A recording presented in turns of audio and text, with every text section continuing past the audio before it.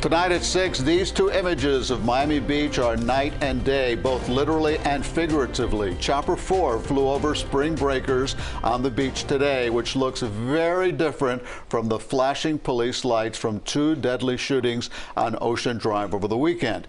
And those acts of violence have city leaders working to calm the chaos. And we're getting new details at 6 about those efforts. Good evening, everyone. I'm Elliot Rodriguez. And I'm Jim Berry. Lauren is off tonight. The South Beach shootings have led to a state of emergency for Miami Beach. So the question is, where do we go from here? Tonight, we've got team coverage of efforts to keep spring break safe. Our crews are in Miami Beach and also Fort Lauderdale. CBS News Miami Morning Edition anchor Betty Wynn is on South Beach tonight. First off, welcome to the team, Betty. How's it looking out there tonight?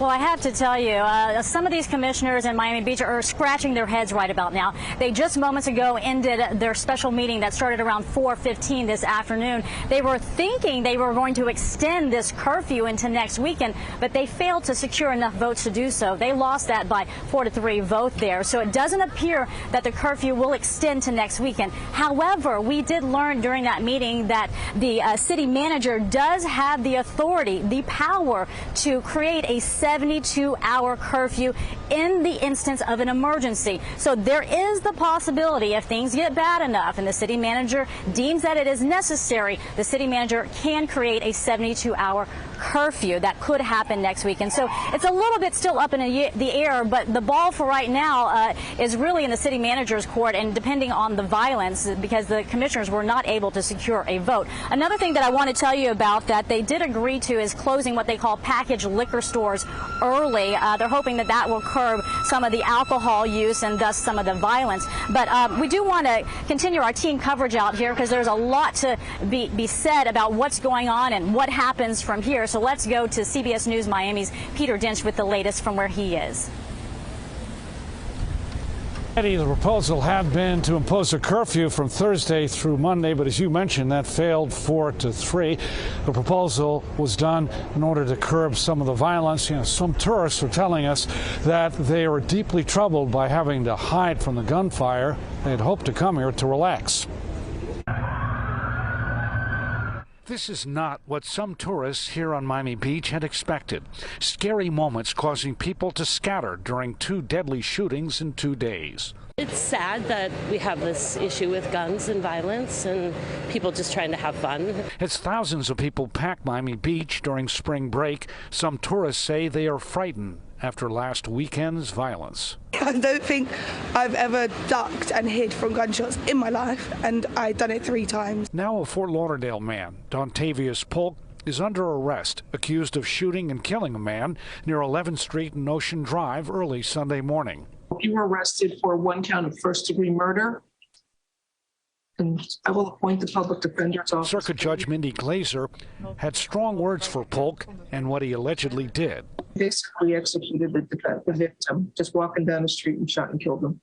No provocation. And Friday, there were unruly crowds after another deadly shooting just a few blocks south near 7th Street on Ocean Drive. The shootings that occurred almost in front of police officers or within sight of them. They were there so quickly, and within minutes people were arrested.